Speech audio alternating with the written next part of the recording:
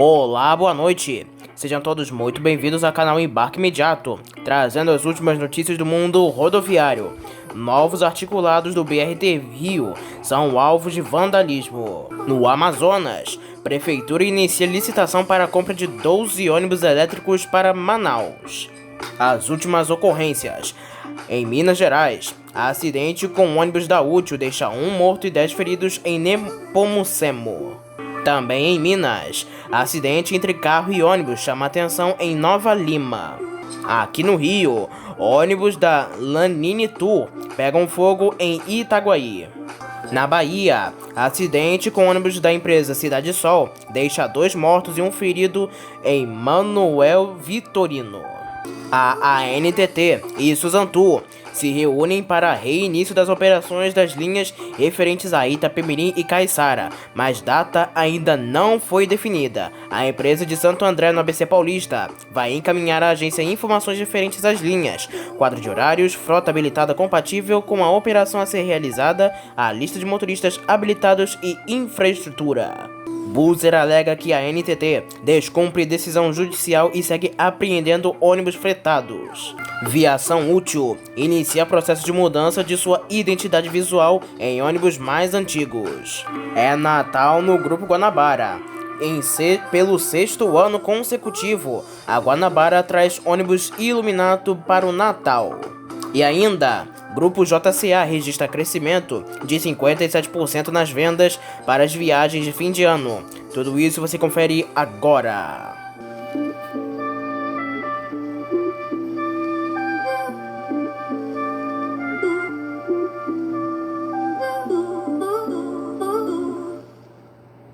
Um dos novos ônibus articulados, modelo Marco Polo Torino 2014 Express, equipado com chassi Volvo B340M, que opera a linha 51 do sistema BRT Rio, já foi alvo de vandalismo, como mostra o prefeito Eduardo Paes em sua rede social. O coletivo, que opera no corredor Transolímpica, teve parte de um dos bancos arrancada por um vândalo que utilizou o coletivo. Os atos de vandalismo nos ônibus e nas estações do BRT Rio vêm ocorrendo desde o início da operação do serviço na cidade. Francamente, o povo carioca não toma jeito. Ou nós cariocas tomamos jeito, ou não há prefeitura e arrecadação que deem conta de tanto desrespeito. Isso é dinheiro da prefeitura para poder dar uma melhorada no sistema BRT. O povo também precisa colaborar, porque afinal, há vários anos, várias pessoas tendo reclamações da falta de manutenção e o sucateamento dos ônibus. Mas a população também não quer colaborar. Francamente, né, pessoal? Enfim. A Prefeitura de Manaus publicou no Diário Oficial do Município desta segunda-feira, dia 19, a abertura da licitação para aquisição de 10 ônibus elétricos a bateria e 2 articulados, também movidos a bateria para o transporte público da capital. O governo do Amazonas e a Prefeitura de Manaus formalizaram um convênio em maio deste ano para a compra dos veículos. Na época, foi negociado que o repasse seria de R$ 34,9 milhões para a compra dos ônibus, sendo o valor global de R$ 35,4 milhões, incluindo a contrapartida da Prefeitura. Os coletivos devem ter capacidade mínima para transportar 75 passageiros e os outros 2 ônibus articulados devem ter capacidade para transportar 150 pessoas. Os transportes também contarão com sistema de recarga. O convênio foi firmado por meio da Secretaria de Estado de Meio Ambiente e do Instituto Municipal de Mobilidade Urbana. A inclusão do transporte público limpo é uma das ações previstas no protocolo de intenções firmado entre o governador Wilson Lima e o prefeito David Almeida, em outubro de 2021, durante as comemorações de aniversário de Manaus. O edital estará disponível a partir desta quarta-feira, dia 21 de dezembro. Os interessados em participar podem comparecer à sede Comissão de Licitação, localizada na Avenida Constantino Neri, ou por meio do site sistemas.manaus.am.gov.br. O projeto para aquisição de ônibus elétricos é baseado nas metas que o governo do Amazonas assumiu por meio da iniciativa do Race to Zero, ou Corrida ao Zero em português. A iniciativa reúne governos nacionais e subnacionais, empresas e instituições que se comprometem a zerar as emissões líquidas de carbono até 2050. Um grave acidente envolvendo um ônibus da aviação útil deixou o motorista morto e ao menos 10 feridos na madrugada desta segunda-feira, dia 19 de dezembro, na rodovia Fernão Dias, em Nepomucemo, no interior de Minas Gerais. De acordo com a concessionária, que administra o trecho, o ônibus bateu em uma barreira de concreto no início do viaduto, na altura do quilômetro 692,7, no sentido Belo Horizonte.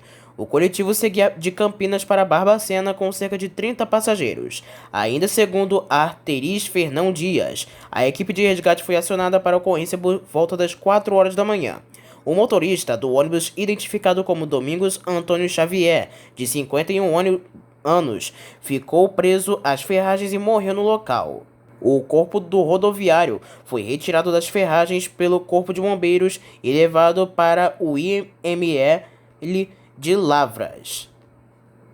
Um outro funcionário foi socorrido com ferimentos moderados e encaminhado para o UPA no município de Lavras. 9 passageiros apresentaram ferimentos leves. A empresa precisou encaminhar outro ônibus para que seus clientes pudessem seguir viagem em segurança. As causas do acidente seguem sendo investigadas. A empresa de ônibus informa que solidariza com a perda de um dos seus motoristas, que lamentavelmente veio a óbito.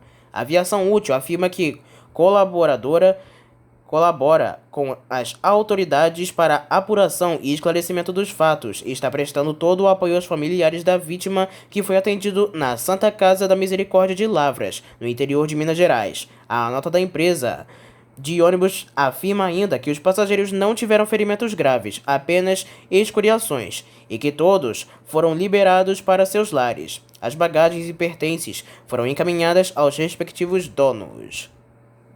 Ainda em Minas, o ônibus urbano da empresa Santa Fé Transportes, com prefixo 95049, que fazia a linha metropolitana 3915 entre Belo Horizonte e São Sebastião das Águas Claras, também conhecido como Macacos, em Nova Lima, na região metropolitana de Belo Horizonte, bateu em um poste.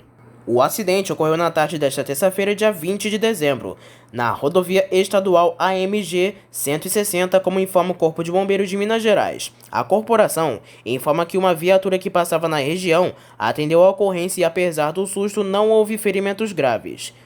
Ao menos 2 pessoas apresentaram escoriações leves. O tráfego na rodovia ficou fechado por volta das 5 horas da tarde, para a retirada do poste e evitar que alguma pessoa possa ser eletrocutada, já que os fios se romperam com um acidente. Um incêndio, na manhã desta segunda-feira, dia 19 de dezembro, que atingiu o interior da garagem da empresa Lanini Tour, no centro de Itaguaí, na Baixada Fluminense do Rio de Janeiro, acabou danificando ao menos 3 coletivos que estavam parados no pátio. Ao menos um dos ônibus ficou completamente destruído. Apesar do susto, não houve feridos. As causas do incêndio já estão sendo apuradas. Segundo informações preliminares, é que o incêndio pode ter sido provocado por alguns homens, informações que também seguem sendo investigadas. O Corpo de Bombeiros do Rio de Janeiro informa que a corporação foi acionada por volta das 8 horas e 58 minutos da manhã e que o quartel de Itaguaí teve apoio de outras unidades como o de Seropédica e Campo Grande. Um grave acidente envolvendo um veículo de passeio e um ônibus rodoviário da empresa Aviação Cidade Sol, modelo Paradiso G7200 Mercedes, deixando ao menos 2 pessoas mortas e um ferido. De acordo com a Polícia Rodoviária Federal, o acidente ocorreu na BR-116, na altura do município Manuel Vitorino, no sudoeste da Bahia, e as vítimas foram identificadas como MLTN, de 63 anos, e LTS, de 44 anos.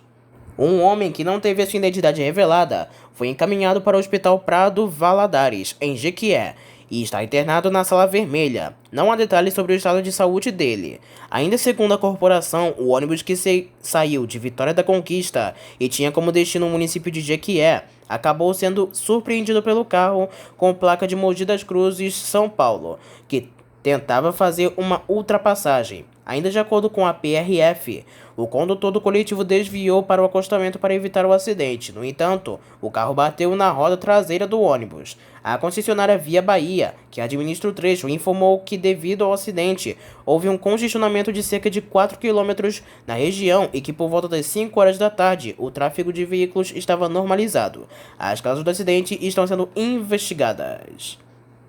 Representantes da ANTT e da empresa Suzantur, transportadora turística Suzano, se reuniram para acertar o reinício das operações das linhas que eram autorizadas da aviação Itapemirim e aviação Caiçara.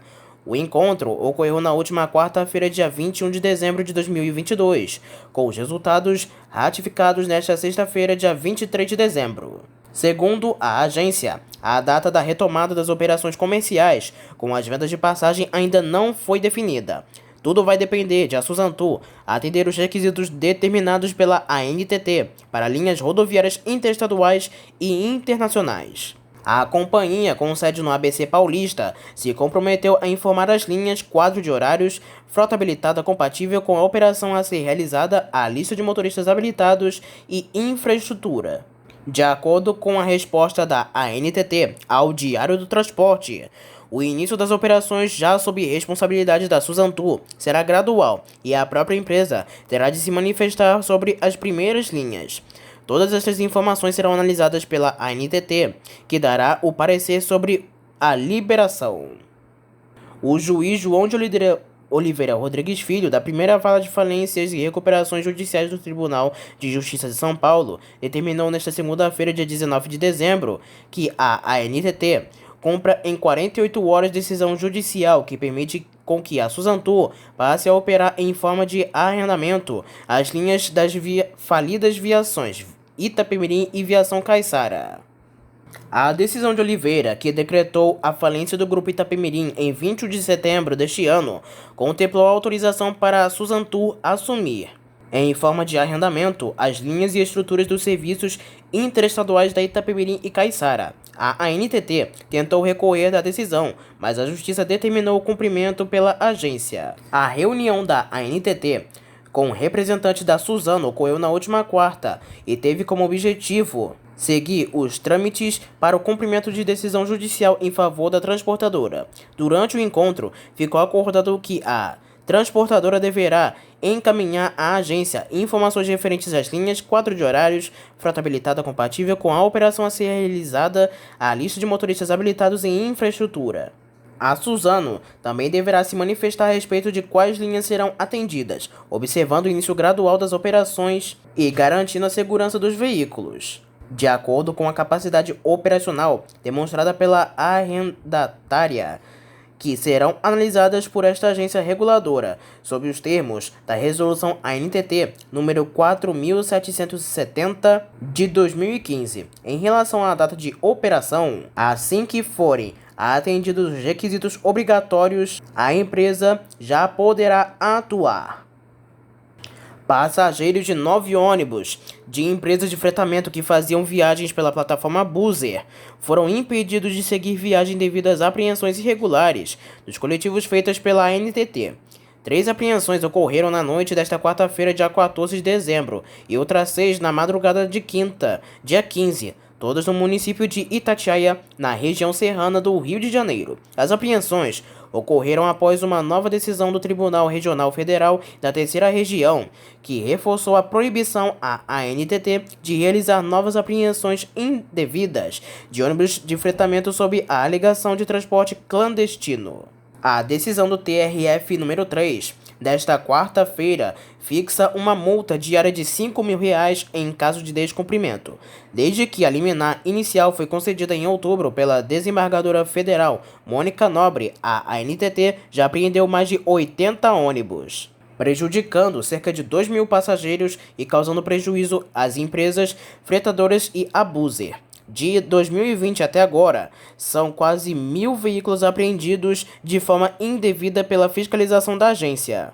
No liminar de outubro, a desembargadora suspendeu a aplicação da portaria número 27/2022 da ANTT, que definia critérios para a fiscalização do transporte interestadual de passageiros. A magistrada argumentou que A norma ia na contramão da súmula número 11, de 2 de dezembro de 2021, também da ANTT, que definia critérios objetivos para enquadramento em transporte clandestino. Na decisão mais recente, a desembargadora determina que, caso a fiscalização verifique que as empresas se utilizam de autorização para realizar fretamento e, na verdade, estejam realizando o serviço regular ou vice-versa, elas não deverão ser autuadas por transporte clandestino. Além disso, ressalta que, se o transporte é autorizado pela ANTT, ainda quando em condição distinta da observada, não se pode afirmar que o transporte é clandestino, nos termos súmula número 11 da própria ANTT. A decisão também rebate a agência sobre a argumentação de que as empresas atingidas não seriam sindicadas, ao contrário do que defende a ANTT a respeito das fiscalizações não terem atingido empresas sindicalizadas. A demonstração de que as autuações indicadas pela agravante se referem a empresas que utilizam a plataforma de empresas sindicalizadas, como a Buser, que inclusive constam dos termos de autuação e apreensão lavradas pela ANTT, de modo que, ao menos neste momento, a agravada deverá observar as restrições impostas pela medida liminar também com relação às tais empresas.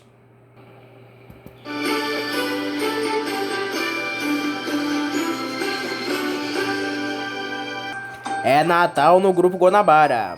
O Expresso Guanabara iluminou um de seus novos ônibus da linha G8 para celebrar um Natal. O ônibus iluminado da Guanabara percorre as principais capitais do Nordeste e Belém, chamando a atenção por onde passa. O veículo é o 2201 da empresa, um Paradiso G8 1800 Double Decker, encaroçado sobre o chassi Mercedes-Benz O500 RSD Bluetech 5, que está circulando em linhas como Fortaleza-Teresina, Teresina a São Luís, Fortaleza-Belém, Fortaleza João Pessoa, Fortaleza-Recife, Recife a Salvador e Fortaleza a Salvador. Foram implantadas lâmpadas em LED nas cores azul e vermelha da empresa, contornando as formas do veículo e da pintura. Já é o 6º ano que a Guanabara coloca o ônibus iluminado como forma de celebrar o Natal. Por onde passa, o veículo chama a atenção, atraindo olhares de pessoas que tiram fotos do G8 iluminado. Este é o modo que o Expresso Guanabara encontrou para desejar boas festas a seus clientes e à população em geral.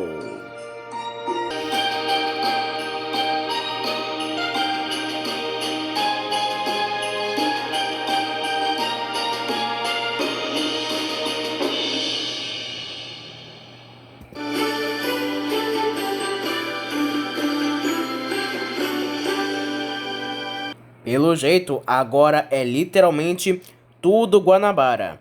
A Aviação Útil é empresa que é controlada pelo Grupo Guanabara e que vem recentemente renovando parte de sua frota com os modernos e novos ônibus. Paradiso G8 1800DD equipados com chassi Mercedes-Benz já iniciou o processo de mudança de sua nova identidade visual. O coletivo de prefixo 11868, que seguiu operando o trecho Rio de Janeiro-Belo Horizonte, antes seguia com a plotagem do tema saúde.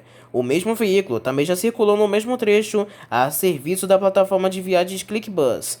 A Aviação Útil é conhecida por operar por décadas o trecho de ligação entre Rio de Janeiro e Belo Horizonte e vice-versa, com seus modernos ônibus rodoviários. Equipado com 12 poltronas leito no primeiro piso e 48 poltronas semileito no piso superior, o ônibus deve ficar algum tempo na frota, já que o mesmo acaba de receber a nova identidade visual do Grupo Guanabara. Acredita-se que ao longo do ano de 2023, os ônibus mais antigos da frota também possam passar pela mudança e receber a nova identidade visual do Grupo Guanabara. Você curte mais essa pintura do Grupo Guanabara ou as outras pinturas da Útil? Deixe aqui nos comentários. Um levantamento do Grupo JCA, que administra as empresas Cometa, 1001, Catarinense, Expresso do Sul e Rápido Ribeirão, relevou que houve um aumento de 57% nas vendas de passagens de ônibus para o final de ano, no comparativo com o ano de 2019. o crescimento é de 20%, mostrando que os brasileiros estão mais propensos a viajar agora do que na pré-pandemia. Considerando um fim de semana normal, o aumento nas viagens para o Natal e do Réveillon, que este ano caem em um sábado e domingo, é de 37%. O trecho São Paulo-Rio lidera as buscas de viagens do grupo para o fim de ano, seguido por Rio de Janeiro, região dos Lagos, São Paulo a Santa Catarina, São Paulo a Santos, Curitiba a Santa Catarina e São Paulo-Belo Horizonte, respectivamente. A JCA disponibilizou cerca de 17,3 mil horários extras para essas e outras rotas com alta procura durante o período. Então essas foram as últimas notícias do mundo rodoviário. E espero que tenham gostado do vídeo. Uma boa noite para todos e até a próxima.